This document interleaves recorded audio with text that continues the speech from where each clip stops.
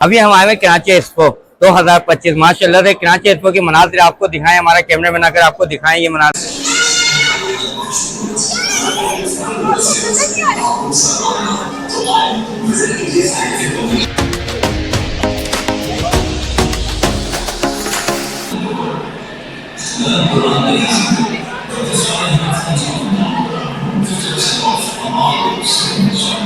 ये आपका जो मतलब मदीना लगा है वो हॉल नंबर कौन से नंबर पर? हॉल नंबर 2 है। स्टॉल नंबर है 61, 62 और 63।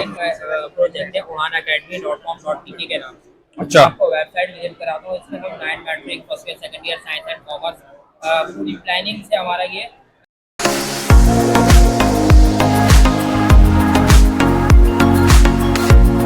भाई कहाँ लेके आएंगे हम आपको ले गए आज एक्सपो में और आज क्या हो रहा है यहाँ पे? आज बुक फेयर का लास्ट डे है।